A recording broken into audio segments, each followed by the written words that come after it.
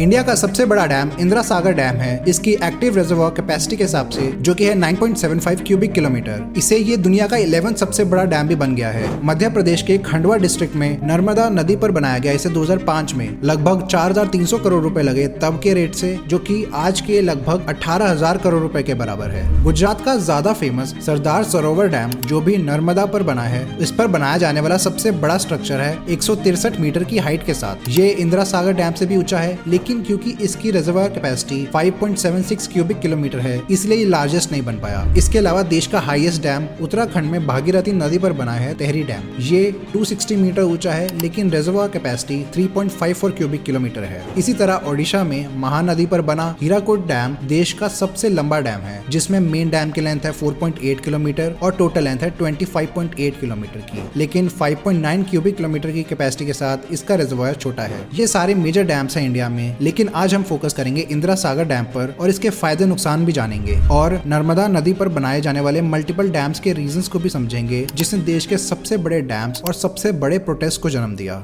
नर्मदा देश की longest west flowing नदी है और ओवरऑल 5th लॉन्गेस्ट है। ये मध्य प्रदेश और गुजरात में बहती है और बड़ी क्वांटिटी में फ्रेश वाटर लाने की वजह से इसे दोनों स्टेट्स में एक लाइफलाइन माना जाता है। नर्मदा का average annual flow 40.96 cubic kilometre है, जबकि इस फ्लो का 90% से ज्यादा हिस्सा जून से सितंबर के बीच में ही होता है मॉनसून मंथ्स में। इस फ्लो का मतलब है इरिगेशन और हाइड्रो इलेक्ट्रिक प्रोजेक्ट्स के लिए एक बड़ा पोटेंशियल। दूसरी तरफ इस फ्लो के ज्यादातर पार्ट्स का मॉनसून मंथ्स में होने का मतलब है फ्लड्स के चांसेस और ज्यादा फ्लड कंट्रोल मेथड्स की जरूरत। इन सभी नीड्स को पूरा करने के लिए नर्मदा वैली प्रोजेक्ट एक बड़ा हाइड्रो इलेक्ट्रिक इंजीनियरिंग प्रोजेक्ट शुरू किया गया था, जिसमें नर्मदा पर बड़े इरिगेशन और हाइड्रो इलेक्ट्रिक मल्टीपर्पज डैम्स की एक सीरीज का कंस्ट्रक्शन शामिल था। 1945 से 46 के बीच central waterways irrigation and navigation commission CWINC के चेयरमैन AN खोसला ने नर्मदा के पानी को हार्नेस करने के लिए इन्वेस्टिगेशन शुरू की। 1951 में उस कमीशन का नाम बदलकर central waterways and power commission CWPC कर दिया गया। पुरानी इन्वेस्टिगेशन का ज्यादा रिजल्ट नहीं आया था, तो 1957 के CWPC के एक सीनियर मेंबर ने आगे की इन्वेस्टिगेशन के लिए नवगम को चुना, जो भरूच प्रोजेक्ट के अंदर आने वाली एक साइट है।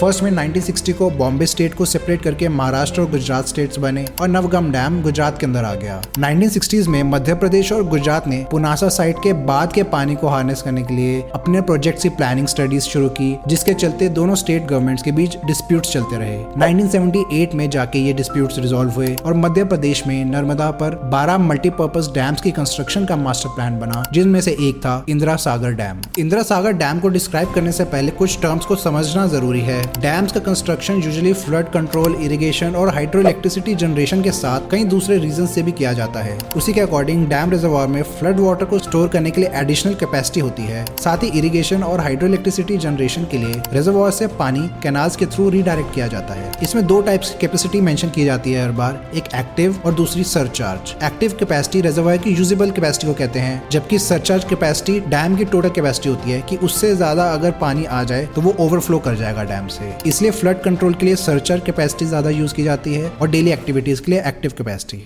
डैम्स इतने मैसिव स्ट्रक्चर्स होते हैं जिसके लिए बहुत सारा खर्चा और बहुत सारा एरिया चाहिए होता है, तो उनको क्यों बनाती है गवर्नमेंट्स? क्या मेजर रीजंस हैं उनके पीछे? वाटर डाइवर्जन, इलेक्ट्रिसिटी जनरेशन और फ्लड कंट्रोल। डैम रिजर्वॉयर से कैनाल्स बनाई जाती हैं राज्य के उन हिस्सों तक जहां पानी इजीली अवेलेबल नहीं है। उन कम्युनिटीज के लिए इरिगेशन और ड्रिंकिंग वाटर प्रोवाइड करना एक बड़ा कारण है। मध्य प्रदेश, गुजरात, राजस्थान और महाराष्ट्र के एरिड एरियाज को नर्मदा वैली प्रोजेक्ट के डैम्स और कैनाल से पानी मिलता है। इसके साथ ही डेवलपमेंट के लिए इंडस्ट्रीज को भी पानी दिया जाता है। देश की बढ़ती पावर नीड्स के लिए हाइड्रो इलेक्ट्रिसिटी जनरेशन डैम की मदद से ही किए जाते हैं। कुछ गवर्नमेंट्स इसे फेवर करती हैं क्योंकि ये एक रिन्यूएबल एनर्जी सोर्स है। नर्मदा और भारत की बहुत सी रिवर फ्लड प्रोन है। मॉनसून में ज्यादा रेनफॉल से इनमें पानी का फ्लो काफी बढ़ जाता है, जिससे ज्यादा फ्लड्स आते रहते हैं। स्पेशली अब ग्लोबल वार्मिंग से तो इनकी फ्रीक्वेंसी और बढ़ गई है, तो डैम्स इनको प्रिवेंट या रिड्यूस कर सकते हैं फ्लड वाटर स्टोरेज प्रोवाइड करने से। इन्हीं रीजन से पूरा नर्मदा वैली प्रोजेक्ट प्रपोज किया गया। 1960s में जब नर्मदा रिवर के ऊपर काफी कॉन्फ्लिक्ट चल रहा था मध्य प्रदेश और गुजरात के बीच, तभी 1963 में दोनों स्टेट्स के चीफ मिनिस्टर्स ने आपस में कुछ कॉम्प्रोमाइजेस किए, जिन्हें भोपाल एग्रीमेंट भी कहा जाता है। गुजरात ने तो ये एग्रीमेंट रेटिफाई कर दिया अपनी असेंबली में, लेकिन मध्य प्रदेश ने नहीं किया। इसके चलते यूनियन गवर्नमेंट ने सितंबर 1964 में एक हाई लेवल कमेटी को अपॉइंट किया, जिसने अपना मास्टर प्लान अगले साल ही सबमिट किया। इस मास्टर प्लान में गुजरात के नवगाम डैम और मध्य प्रदेश में 12 डैम्स का कंस्ट्रक्शन किया जाना था। जब दोनों स्टेट्स के डिस्प्यूट्स सेटल नहीं हो पा रहे थे, तो अक्टूबर 1969 में यूनियन गवर्नमेंट ने Narmada water disputes tribunal tribunal NWDT को interstate river water disputes act 1956 के अंडर स्टैब्लिश किया। काफी डिस्कशंस के बाद फाइनली 12 दिसंबर 1979 में जाके ये डिस्प्यूट्स रिजॉल्व हुए जब NWDT ने अपना फाइनल डिसीजन दिया। इसमें नर्मदा पर 30 मेजर, 135 मीडियम और 3000 से ज्यादा स्मॉल डैम्स को अप्रूव किया गया और साथ में नवगाम डैम, जिसको बाद में रीनेम कर दिया गया सरदार सरोवर डैम, उसकी हाइट भी बढ़ाने का अप्रूवल मिल गया। इनमें से 8 मेजर डैम्स अभी ऑपरेशनल हैं, जैसे कि भरगी डैम 1988 में, इंदिरा सागर डैम 2005 में, ओमकारेश्वर डैम 2007 में और सरदार सरोवर डैम 2017 में। इंदिरा सागर डैम की कंस्ट्रक्शन तो 1970s में ही शुरू हो गई थी। अपर विंध्यन रीजन को चूज करके वहाँ पे जियोलॉजिकल सर्वेस किए गए। उनकी रिपोर्ट के अकॉर्डिंग साइट की land composition tough quartz, ironite, sandstones और माइनर सिल्ट स्टोन से बनी है। ये मिनरल्स वाटर इम्पर्वियस होते हैं, यानी इनमें पानी ज्यादा समय के लिए रह सकता है, ग्राउंड वाटर में सीप इन नहीं करेगा। इसके अलावा साइट की वेट लोडिंग कैपेसिटी भी हाई पाई गई, इसलिए ग्रेविटी डैम कंस्ट्रक्ट करना फिजिबल बना यहाँ, जो कि इंदिरा सागर मल्टीपर्पज डैम है। 23 अक्टूबर 1984 को तब की प्राइम मिनिस्टर इंदिरा गांधी ने प्रोजेक्ट का फाउंडेशन स्टोन रखा, लेकिन 1980 फॉरेस्ट कंजर्वेशन एक्ट के तहत ministry of environment and forest का क्लियरेंस मिलना जरूरी था इसके लिए, जो कि मिलने में 3 साल लग गए। 1987 में जब ये मिला तो उसके बाद ही कंस्ट्रक्शन शुरू हो पाई। इसके अगले 5 साल में फिर कॉफर डैम्स बनाए गए, जिसे वाटर डाइवर्ट करके डैम फाउंडेशन बनाई जानी थी। कॉफर डैम उस स्ट्रक्चर को कहते हैं जो वाटर बॉडी के एक हिस्से को एनक्लोज करके उसे ड्रेन करने में मदद करता है। इससे वहाँ एक ड्राई वर्किंग एनवायरनमेंट बन जाता है, जहाँ वर्कर्स आराम से कंस्ट्रक्शन कर सकते हैं डैम की। इसे वाटर लेवल से ऊंचा बनाया जाता है ताकि पानी अंदर ना आ पाए।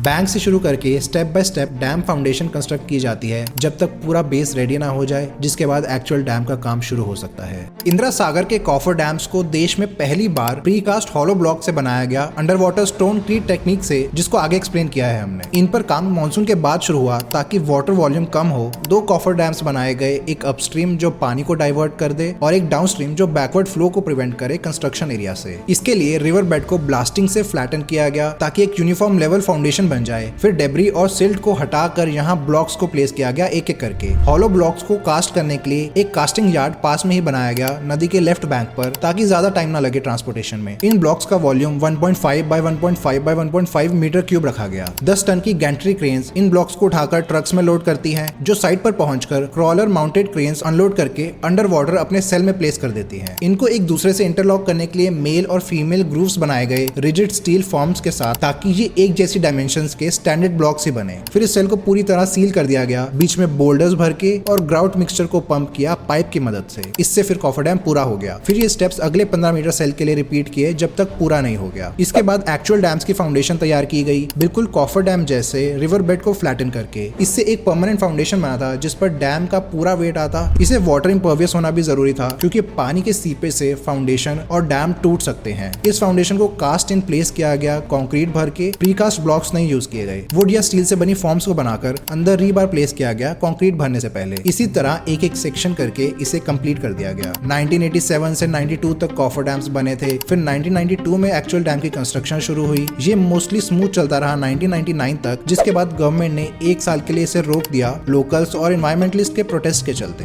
कंस्ट्रक्शन प्लान्स में कुछ चेंजेस के बाद काम फिर से शुरू हुआ 2000 में। मध्य प्रदेश गवर्नमेंट और NHPC ने इससे हाइड्रो इलेक्ट्रिसिटी जनरेट करने का निर्णय लिया, जिसे यूनियन मिनिस्ट्री ने भी अप्रूवल दे दिया। 2003 में डैम बनकर तैयार था और अगले साल हाइड्रो इलेक्ट्रिक यूनिट। पहली बार इससे इलेक्ट्रिसिटी जनरेट की गई 2004 में। सारे हाइड्रो इलेक्ट्रिसिटी यूनिट्स बन जाने के बाद 31 मई 2005 को डैम कमीशन कर दिया गया। इंदिरा सागर डैम एक ग्रेविटी टाइप डैम है, जो कि कंक्रीट और पत्थर से बना है, जो मटेरियल के वेट और फाउंडेशन के रेजिस्टेंस से ही पानी को स्टोर कर पाता है। यानी ग्रेविटी का बड़ा योगदान है, इसलिए ग्रेविटी डैम। ये 653 मीटर लंबा और 92 मीटर ऊंचा डैम है, जिसमें 14 लाख क्यूबिक मीटर कंक्रीट लगा बनाने में। फाउंडेशन बनने के बाद उसके ऊपर सेक्शंस में कंक्रीट भरा जाता है, और क्योंकि कंक्रीट से सेट होते वक्त हीट जनरेट होती है केमिकल रिएक्शन से, इसलिए इसे काफी टाइम देना पड़ता है सेट होने के लिए। जिसके बाद रिजर्वायर को भरा जाता है। इस स्टेप में स्पिलवे गेट्स और फ्लड गेट्स को भी टेस्ट किया जाता है, ताकि ये इंश्योर किया जा सके कि वाटर कंट्रोल सही से हो रहा है या नहीं। इसमें 20 मीटर बाय 17 मीटर साइज के 20 रेडियल टाइप फ्लड गेट्स पानी के फ्लो को कंट्रोल करते हैं, जिनको फ्लड कंट्रोल के लिए भी इस्तेमाल किया जाता है। रेडियल गेट्स एक सेंटर के अराउंड वर्टिकली या हॉरिजॉन्टली घूमते हैं, और वो जितना ओपन होते हैं उतनी ज्यादा वॉल्यूम में पानी रिजर्वायर से बाहर निकल सकता है। स्पिलवे या ओवरफ्लो चैनल पानी को कंट्रोल तरीके से रिलीज करने वाले स्ट्रक्चर्स को कहते हैं। और क्योंकि फ्लड गेट्स स्पिलवे क्रेस्ट से पानी को कंट्रोल करते हैं, इन्हें क्रेस्ट गेट्स भी कहा जाता है। इस डैम में 12 मेन स्पिलवे ब्लॉक्स और 8 ऑक्सिलरी ब्लॉक्स हैं, जिनमें से हर एक की इफेक्टिव विड्थ 20 मीटर है। इसके अलावा डैम से काफी पानी डाइवर्ट भी किया जाता है कैनाल्स के थ्रू इरिगेशन पर्पसेस के लिए। लगभग 2700 स्क्वायर किलोमीटर का एरिया इरिगेट होता है इससे, जिसमें मध्य प्रदेश के खंडवा, खरगोन और बड़वानी डिस्ट्रिक्ट्स को सबसे ज्यादा फायदा मिला। इसमें फ्लड कंट्रोल का मेन मैकेनिज्म रिजर्वॉयर में एक्सेस वाटर स्टोरेज है, मगर फ्लड वाटर की एनर्जी को डिसिपेट करना भी एक इंपॉर्टेंट फैक्टर हो जाता है। एनर्जी डिसिपेट करने से डाउनस्ट्रीम एरियाज में पानी कम एनर्जी से फ्लो करेगा, जिससे उन एरियाज में वाटर इरोजन के चांसेस भी कम हो जाएंगे। इसके लिए स्लॉटेड रोलर बकेट्स का इस्तेमाल किया गया है इंदिरा सागर में। इन स्लॉटेड रोलर बकेट्स पे बने टीथ्स और स्लॉट्स में से ही पानी पास होता है, जिससे जनरेट होने वाले टर्बुलेंट फ्लो से ही वाटर एनर्जी डिसिपेट हो सकती है। इंदिरा सागर डैम पर बना पावर स्टेशन देश के सबसे बड़े हाइड्रो इलेक्ट्रिक पावर स्टेशन में से एक है। इसकी इंस्टॉल्ड कैपेसिटी 1000 मेगावाट्स की है और एनुअली 2698 मिलियन यूनिट, एक यूनिट मतलब 1 किलोवाट आवर एनर्जी जनरेट करने के लिए डिजाइन किया गया है। सरफेस पावर स्टेशन नदी के राइट बैंक पर बना है 125 मेगावाट की 8 टरबाइंस के साथ। पानी इस हेडरेस चैनल से होता हुआ 8 पेनस्टॉक पाइप से टरबाइंस में जाता है, जहां इलेक्ट्रिसिटी बनती है। हर पेनस्टॉक 8 मीटर डायमीटर और 157 मीटर लेंथ की है, 275 क्यूबिक मीटर पर सेकेंड वाटर कैपेसिटी के साथ। इसके बाद पानी टेल रेस चैनल से होता हुआ वापस नर्मदा में छोड़ दिया जाता है। हाइड्रो इलेक्ट्रिसिटी जनरेशन के लिए ऊंचाई से गिर रहे पानी की पोटेंशियल एनर्जी और काइनेटिक एनर्जी मैकेनिकल वर्क में कन्वर्ट हो जाती है जब वो नीचे मौजूद टरबाइंस के ब्लेड्स को स्पिन करने लगती है। उससे इलेक्ट्रिसिटी जनरेट होती है। फिर पावर स्टेशन की टोटल कैपेसिटी 125 मेगावाट के 8 पाइप्स को कंबाइन करके 1000 मेगावाट बन जाती है। इंदिरा सागर में फ्रांसिस टाइप के टरबाइंस इस्तेमाल की जाती हैं, जिसमें पानी स्पाइरलिंग पाइप से पास करता है। इस स्पाइरल केस में पानी की स्पीड मेंटेन करने के लिए उसका cross sectional area uniformly decrease किया जाता है। इसमें रेगुलर इंटरवल्स पर ओपनिंग्स भी मौजूद होती हैं, जिसे होकर पानी रनर ब्लेड्स को टेंजेंशियली इंपैक्ट करता है। इन रनर ब्लेड्स को टरबाइन का हार्ट कहा जा सकता है, जिस पर पानी के इंपैक्ट से टॉर्क प्रोड्यूस होती है, जो आगे टरबाइन शाफ्ट को रोटेट करने लगता है। ये शाफ्ट आगे एक इलेक्ट्रिसिटी जनरेटर के अंदर मौजूद रोटर को स्पिन करती हैं। इससे स्टेटर में मौजूद मैग्नेट्स उसके अराउंड कॉइल्ड वायर्स में इलेक्ट्रोमैग्नेटिज्म इंट्रोड्यूस करने लगती है, जिससे इलेक्ट्रिसिटी जनरेट होती है। ये एक सिंप्लीफाइड एक्सप्लेनेशन है जनरेटर का। इसमें और भी कई इंपॉर्टेंट चीजें होती हैं। फ्रांसिस टाइप टरबाइंस लगभग 95% एफिशिएंट होती हैं, जो पानी का रेडियल और एक्सियल फ्लो कंबाइन करके टरबाइंस को हिट करती हैं। ये आज के टाइम में इस्तेमाल होने वाली सबसे कॉमन वाटर टरबाइंस हैं। 1848 में British American engineer James B Francis ने इस टरबाइन को डिजाइन और डेवलप किया था, जिसका नाम उन्हीं पर दिया गया। इंदिरा सागर डैम के बनने से 7.4 crore cubic metre drinking water Madhya Pradesh के खंडवा डिस्ट्रिक्ट में पहुंच पाया है। लाखों लोग इस पर डिपेंड करते हैं अपनी ड्रिंकिंग नीड्स के लिए। इसके अलावा सबसे बड़ा रिजर्वॉयर होने की वजह से ये 3 और डाउनस्ट्रीम डैम्स का मदर प्रोजेक्ट भी है। इस डैम से पानी के रेगुलेटेड रिलीज पर निर्भर करते हैं वो प्रोजेक्ट। पहला है ओमकेश्वर प्रोजेक्ट, 2800 स्क्वायर किलोमीटर लैंड को इरिगेशन और 520 मेगावाट की हाइड्रो पावर प्रोवाइड करता है। दूसरा है महेश्वर प्रोजेक्ट, जो 4000 मेगावाट की इलेक्ट्रिसिटी बनाता है। और तीसरा सरदार सरोवर डैम 1450 मेगावाट की एनर्जी और 17920 स्क्वायर किलोमीटर एरिया को इरिगेट करने में मदद करता है। इसकी hydro electric capacity Indira Sagar से भी ज्यादा है। बेनिफिट्स तो हमने गिना दिए, लेकिन इस डैम के कई ड्रॉबैक्स और कंट्रोवर्सीज भी देखी गई हैं। जैसे 2003 में रिपोर्ट सामने आई थी कि एनएचपीसी ने रिजर्वॉयर साइट पर रह रहे लोगों को जबरदस्ती डिस्प्लेस किया, बिना वार्निंग के घर बुलडोज कर दिए गए और बिना कंपनसेशन के। अगले साल एमपी हाई कोर्ट में हरसुट गांव, जो इंदिरा सागर रिजर्वॉयर में डूब गया, उसके रेजिडेंट्स ने एनएचपीसी के अगेंस्ट कोर्ट केसेस एक्सेप्ट किए। एनएचपीसी को असाइंड कई दूसरे प्रोजेक्ट्स के अगेंस्ट भी प्रोटेस्ट हुए थे, जैसे ओमकारेश्वर प्रोजेक्ट, तीस्ता डैम और लोकतक प्रोजेक्ट। ये कंप्लेंट्स ज्यादातर रीसेटलमेंट और कंपनसेशन को लेकर आई थी। इनका आरोप था कि एनएचपीसी नेशनल रेगुलेशंस और कोर्ट डिसीजन का उल्लंघन करके उन्हें हटा रहे हैं और साथ में एनवायरमेंटल गाइडलाइंस को भी फॉलो नहीं कर रहे। अफेक्टेड लोग mostly low income, backward caste और ट्राइबल्स थे। कई जगहों में तो अफेक्टेड लोगों को इन्फॉर्म भी नहीं किया गया। रिजर्वॉयर जब भरने लगा तो उस समय जब पानी उनके घर तक आया, उन्हें जल्दबाजी में सब कुछ छोड़कर भागना पड़ा। इन वायलेशंस के चलते फाइनेंशियल इंस्टीट्यूशंस के लिए एनएचपीसी एक रिस्की ऑप्शन बन गया, क्योंकि कोर्ट केसेस के सेटल होने तक प्रोजेक्ट्स होल्ड पर रख दिए और डिले हो गए। इंदिरा सागर के साथ दूसरे प्रोजेक्ट्स के लिए एनएचपीसी ने 2003 में Sweden, Norway, UK, Canada, Japan और जर्मनी के फाइनेंशियल इंस्टीट्यूशन से लोन लिए, जिनके डिले होने के बाद उन्हें रीपे करने में दिक्कत आने लगी। नर्मदा पर बनने वाले कई दूसरे डैम्स भी थे, जिससे इफेक्ट हुए लोगों और एनवायरमेंटल एक्टिविस्ट ने नर्मदा बचाओ आंदोलन की शुरुआत की। इस मूवमेंट का फोकल पॉइंट था सरदार सरोवर डैम प्रोजेक्ट, मगर नर्मदा पर बनने वाले दूसरे मेजर डैम्स भी इसके जनरल टारगेट थे। मेधा पाटकर और मुरलीधर देवीदास आमटे लीडिंग फिगर्स रहे इसके। पूरी नर्मदा वैली प्रोजेक्ट से डिस्प्लेस हुए हजारों लोग फेयर कॉम्पनसेशन की डिमांड कर रहे थे या फिर डैम कंस्ट्रक्शन को पूरी तरह से रुकवाना चाहते थे।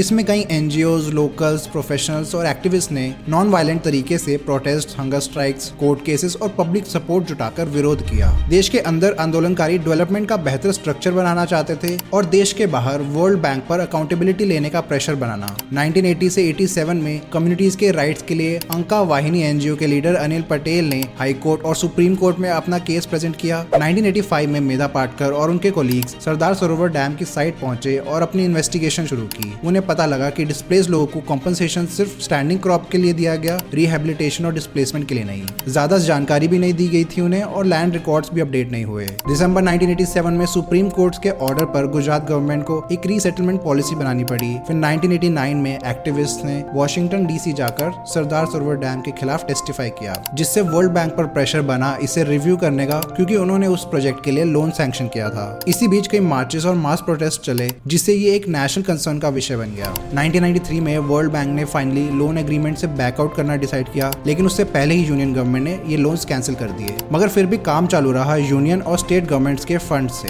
1995 में सुप्रीम कोर्ट ने सभी कंस्ट्रक्शन एक्टिविटीज को रोक दिया था जब तक डिस्प्लेस लोगों को रीसेटल न किया जाए। आंदोलन चलता रहा, लेकिन फिर भी प्रोजेक्ट पूरा हो गया 2017 में, कंस्ट्रक्शन शुरू होने के 30 साल बाद। नर्मदा बचाओ आंदोलन आज भी सबसे बड़े प्रोटेस्ट में से एक माना जाता है देश के। इंदिरा सागर डैम के बनने से लगभग 4000 स्क्वायर किलोमीटर फॉरेस्ट लैंड पानी में डूब गया। लगभग 70 गांव पूरी तरह से और 180 गांव पार्शली डूब गए। कुल मिलाकर इस डैम की वजह से 80,000 लोगों को डिस्प्लेस करना पड़ा। फॉरेस्ट डिस्ट्रक्शन के लिए नर्मदा वैली डेवलपमेंट अथॉरिटी ने 814 स्क्वायर किलोमीटर लैंड में पेड़ लगाने का वादा किया, जो उनके हिसाब से पूरा होने वाला है। रीसेटलमेंट में लोगों को अपने पुराने गाँव के पास लैंड देने की और पॉपुलेशन को सेम रखने की भी बात की अथॉरिटी ने, ताकि सोशल हार्मनी डिस्टर्ब ना हो। गवर्नमेंट ने अपनी कंपनसेशन फिक्स की 40,000 रुपए पर एकड़ अनइरिगेटेड लैंड के लिए और 60,000 रुपए पर एकड़ इरिगेटेड लैंड के लिए, जबकि उस टाइम का एक्चुअल मार्केट प्राइस था 80,000 से 1 लाख रुपए तक। इलेक्ट्रिसिटी की बात करें तो 2022 में इंडिया आज भी सबसे ज्यादा पावर कोल और ऑयल से प्रोड्यूस करता है। दूसरे एनर्जी सोर्सेस इंडिया की टोटल पावर आउटपुट का बहुत छोटा हिस्सा बनाते हैं। कोल, ऑयल और गैस जैसे फ्यूल्स को यूज करने से पॉल्यूशन बढ़ती है। Carbon monoxide, carbon dioxide, nitrous oxide, sulphur oxide और पार्टिकुलेट मैटर रिलीज होने से।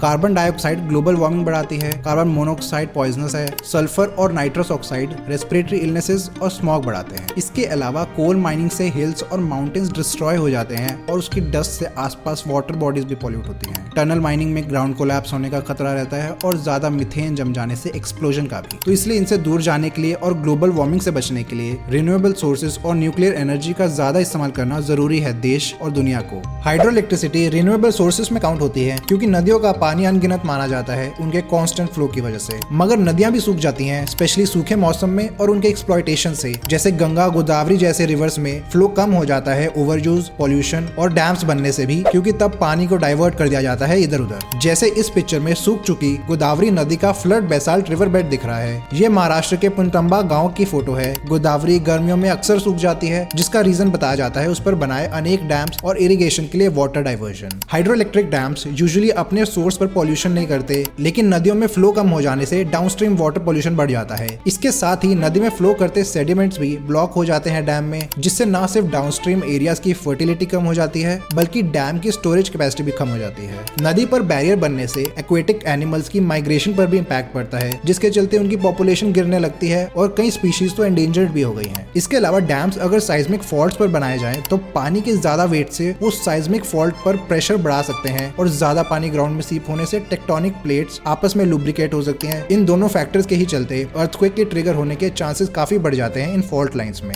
दुनिया में मैग्नीट्यूड 6 से ज्यादा का अर्थक्वेक एटलीस्ट 4 रिजर्वायर के ट्रिगर होने से आया है। इंडिया में 1967 का 6.7 मैग्नीट्यूड वाला कोयना नगर अर्थक्वेक कोयना डैम की वजह से आया था, ऐसा माना जाता है, जबकि सीनियर ऑफिशियल्स इस बात को डिनाई करते रहे हैं। इंड्यूस्ड साइज्मिक एक्टिविटी में आने वाला ये सबसे बड़ा अर्थक्वेक था। हाइड्रो इलेक्ट्रिसिटी के अलावा सोलर और विंड एनर्जी सबसे पॉपुलर रिन्यूएबल सोर्सेज हैं। सोलर पैनल्स वैसे तो बहुत अच्छे होते हैं एनर्जी प्रोड्यूस करने के लिए, कोई पॉल्यूशन नहीं करते, लेकिन इनको बनाने में यूज होने वाले मटेरियल्स के माइनिंग से पॉल्यूशन होती है। हालांकि ये फिर भी कोल से काफी कम है। 2016 में सोलर पैनल इलेक्ट्रॉनिक वेस्ट 43,000 से 2,50,000 मेट्रिक टन तक पहुंच गया था। ये नंबर 2050 तक हो जाएगा लगभग 60 से 78 मिलियन मेट्रिक टन, यानी अभी से 300 गुना ज्यादा। कंपैरिजन के लिए कोल बर्निंग से 2022 में ही 750 million ton fly ash waste generate हुआ था। सोलर की 2050 की फिगर से भी 10 गुना ज्यादा। तो ये काफी बेटर तो है, लेकिन कंप्लीटली क्लीन नहीं है। मगर कई कंपनीज अभी पैनल पैनल्स को और रिसाइक्लेबल बनाने का काम कर रही हैं। विंड एनर्जी के केस में भी टरबाइन के मटेरियल का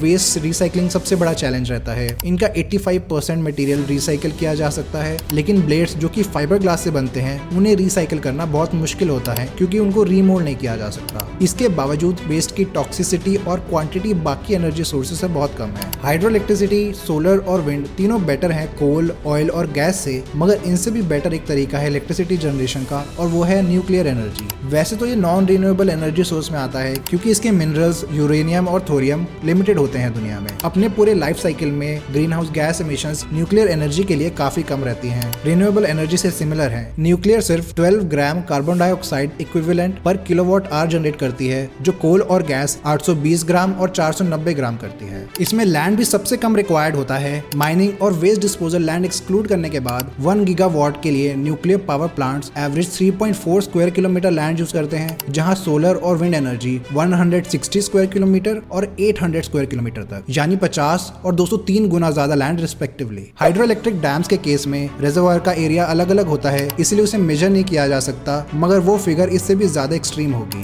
इतने फायदे हैं अगर न्यूक्लियर के, तो गवर्नमेंट उसे यूज क्यों नहीं करती ज्यादा और अनपॉपुलर हाइड्रो इलेक्ट्रिक डैम्स क्यों बनाने लगती है? इसका मेन रीजन है कि लोगों के अंदर अभी भी रेडिएशन पॉइजनिंग का और न्यूक्लियर एक्सीडेंट्स का काफी डर बना हुआ है। लेकिन अगर हम उसे भी फैक्ट से देखें तो न्यूक्लियर पावर प्लांट्स कम रेडिएशन रिलीज करते हैं कोल पावर प्लांट्स के कंपैरिजन में। 0.0001 से 0.0002 मिलीसीवर्ट पर ईयर न्यूक्लियर के लिए और 0.0003 कोल के लिए। रेडियो एक्टिव वेस्ट डिस्पोजल भी एक बड़ा इशू है। फिजन की वजह से फ्यूल रॉड्स टाइम के साथ ज्यादा रेडियो एक्टिव और कम यूजफुल बन जाती हैं, जिससे ये न्यूक्लियर वेस्ट का पार्ट बन जाता है। उनको भी कुछ हद तक रीप्रोसेसिंग प्लांट्स में रिसाइकिल किया जा सकता है। इनको और इम्प्रूव करने की जरूरत है ताकि कम से कम वेस्ट जनरेट हो। इसके अलावा लो लेवल न्यूक्लियर वेस्ट जैसे प्रोटेक्टिव क्लोथिंग, रैग्स, मॉप्स वगैरह जो रेडियो एक्टिव बन जाते हैं रेडिएशन से, उन्हें यूजुअली अंडरग्राउंड सील बॉक्सेस में स्टोर करके डिस्पोज कर दिया जाता है, लेकिन इससे रेडिएशन का डेंजर बहुत कम होता है। इनके बावजूद ये एनर्जी जनरेट करने का बेस्ट तरीका है हमारे पास। ऐसी और वीडियोस देखने के लिए सब्सक्राइब करें। धन्यवाद।